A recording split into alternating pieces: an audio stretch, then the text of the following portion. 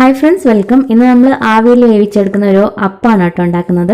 പെട്ടെന്ന് ഉണ്ടാക്കാൻ പറ്റുന്ന ഒരു റെസിപ്പിയാണ്. അതുപോലെ ഒരുപാട് ചേരുവകളൊന്നും വേണ്ടി വരില്ല. അപ്പോൾ ആദ്യമായിട്ട് നമുക്ക് ശർക്കര വേണം. 1/2 കപ്പ് ശർക്കര എടുത്തിട്ട് ഇതൊരു ബൗളിലേക്ക് മാറ്റി ഇനി ഇതിലേക്ക് 1 കപ്പ് വെള്ളം കൂടി ഒഴിച്ച് നമുക്കിതൊന്ന് തിളപ്പിച്ചെടുക്കാം. ശർക്കര പാനിയൊന്നും ആക്കേണ്ട ആവശ്യമില്ല. ശർക്കര ഒന്ന് ഉരുക്കിയെടുത്താൽ മാത്രം മതിയാവും. അപ്പോൾ നമുക്കിതൊന്ന് തിളപ്പിച്ചെടുക്കാം. ശർക്കരയും നന്നായിട്ട് തിളച്ച് വന്നിട്ടുണ്ട്. ഇനി നമുക്കിത് ഓഫ് ചെയ്യാം. ഇനി ഇത് കുറച്ചൊന്ന് തണുക്കണം. ഒരുപാടങ്ങ് തണുപ്പിക്കേണ്ട, കുറച്ചൊന്ന് ഇളം ചൂടായാൽ മാത്രം മതി. അതുവരെ നമുക്കിത് മാറ്റി വയ്ക്കാം. ഇതൊന്ന് അരിച്ചെടുക്കണം, അഴുക്കൊക്കെ കാണും. അപ്പോൾ ശർക്കര വെള്ളം അരിച്ചെടുത്ത് മാറ്റി വെച്ചിട്ടുണ്ട്. ഇതിപ്പോൾ അത്യാവശ്യം കുറച്ചൊന്ന് ചൂടുണ്ട് കേട്ടോ, ഒരുപാടങ്ങ് തണുക്കരുത്, കുറച്ചൊന്ന് ഇളം ചൂടുണ്ടാവണം. ഇനി ഇതിലേക്ക് 1 കപ്പ് അരിപ്പൊടിയാണ് ചേർക്കേണ്ടത്. വറുത്ത അരിപ്പൊടിയോ വറുക്കാത്ത അരിപ്പൊടിയോ ഏത് വേണമെങ്കിലും ഉപയോഗിക്കാം. നമ്മൾ ഈ ശർക്കര പാനിയിൽ കൈ വെച്ചാൽ കുറച്ച് ചൂടുണ്ടാവണം. ആ ഒരു പരത്തിലിരിക്കുമ്പോൾ അരിപ്പൊടി ചേർത്താൽ മതി. പിന്നെ ഈ ഒരു അപ്പം നമ്മൾ പെട്ടെന്ന് ഉണ്ടാക്കാൻ പറ്റുന്ന രീതിയിലാണ് ചെയ്യുന്നത്. ഒരുപാട് സമയം മാവ് റെസ്റ്റ് ചെയ്യാനൊന്നും വെക്കേണ്ടി വരില്ല. മാക്സിമം ഒരു 20 മിനിറ്റ് തന്നെ റെസ്റ്റ് ചെയ്യാൻ വെച്ചാൽ മതിയാവും. എളുപ്പത്തിൽ ഉണ്ടാക്കാം. നന്നായിട്ട് ഇതൊന്ന് മിക്സ് ചെയ്തെടുക്കാം. ഇപ്പോൾ മിക്സ് ചെയ്തപ്പോൾ കുറച്ച് കട്ടിയായിട്ടാണുള്ളത്. ഈ ഒരു പരത്തിലാണുള്ളത്. നമുക്ക് കുറച്ചും കൂടി ഒന്ന് ലൂസാക്കി എടുക്കണം.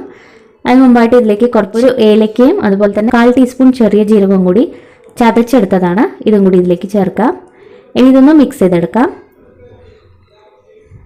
ഇപ്പോൾ ശർക്കരയ്ക്ക് നല്ല കളറുള്ള ശർക്കരയാണെങ്കിൽ കുറച്ചും കൂടി നമുക്ക് കളർ കിട്ടും.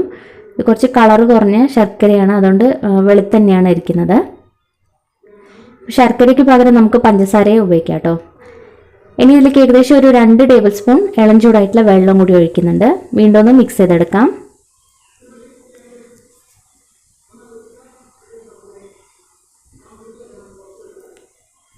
അപ്പോൾ നമ്മളിത് മിക്സ് ചെയ്തെടുത്തിട്ടുണ്ട്. മാവിൻ്റെ പരുവം ഇതുപോലെ ഇരിക്കണം.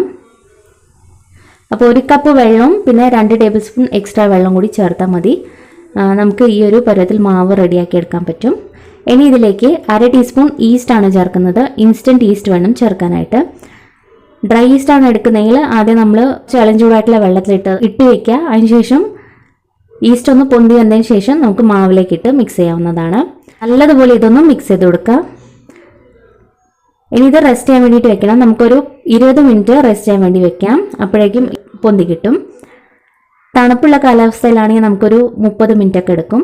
അതേപോലെ ഡ്രൈ ഈസ്റ്റ് ആകുമ്പോൾ കുറച്ചും കൂടി സമയം എക്സ്ട്രാ എടുക്കും കേട്ടോ.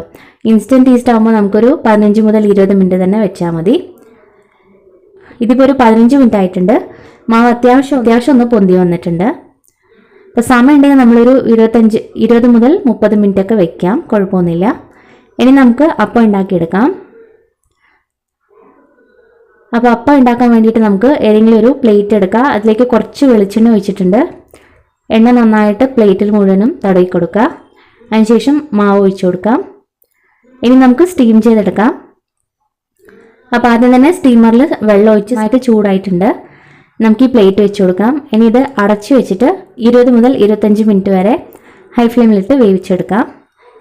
ഇനി നമുക്കിത് പ്ലെയിനായിട്ട് വേണമെങ്കിൽ പ്ലെയിനായിട്ട് ഉണ്ടാക്കാം. ഞാനിപ്പോൾ ഇതിലേക്ക് കുറച്ച് തേങ്ങാക്കൊത്തൊക്കെ ചേർക്കുന്നുണ്ട്. അതുകൊണ്ട് ഒരു 5 മിനിറ്റിന് ശേഷം തുറന്നിട്ട് ഇതിലേക്ക് എടുത്തു വെച്ചിരിക്കുന്ന തേങ്ങാക്കൊത്തും പിന്നെ കുറച്ച് ഉണക്കമുന്തിരിയും കൂടി ചേർക്കുന്നുണ്ട്.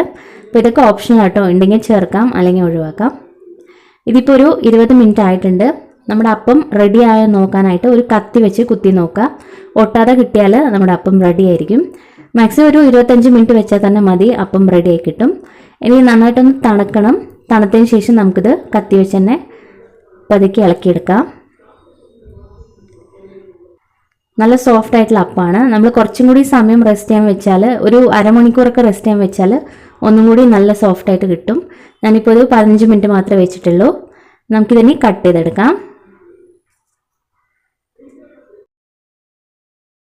സോഫ്റ്റ് ആയിട്ടുള്ള അപ്പമാണ്. നമ്മുടെ വട്ടയപ്പൊക്കെ കഴിക്കുന്ന ആ ഒരു ടേസ്റ്റാണ് കേട്ടോ ഈ ഒരു അപ്പത്തിന്. മാത്രമല്ല ഒരുപാട് ചേരുവകളും വേണ്ട, പെട്ടെന്ന് തന്നെ നമുക്ക് ഉണ്ടാക്കിയെടുക്കാൻ പറ്റും. നമുക്ക് ബ്രേക്ക്ഫാസ്റ്റിനും കഴിക്കാം, അത് സ്നാക്കായിട്ടും നമുക്കിത് കഴിക്കാം. നല്ല സോഫ്റ്റാണ്, അതേപോലെ നല്ല ടേസ്റ്റിയാണ്. അപ്പോൾ ഈ ഒരു റെസിപ്പി എന്തായാലും ഒന്ന് ട്രൈ ചെയ്ത് നോക്കുക. നിങ്ങൾക്ക് ഇഷ്ടപ്പെടും. ട്രൈ ചെയ്തതിന് ശേഷം അഭിപ്രായങ്ങളൊക്കെ അറിയിക്കണം. വീഡിയോ ഇഷ്ടപ്പെട്ടാൽ ലൈക്ക് ചെയ്യാനും സബ്സ്ക്രൈബ് ചെയ്യാനും മറക്കരുത്. താങ്ക്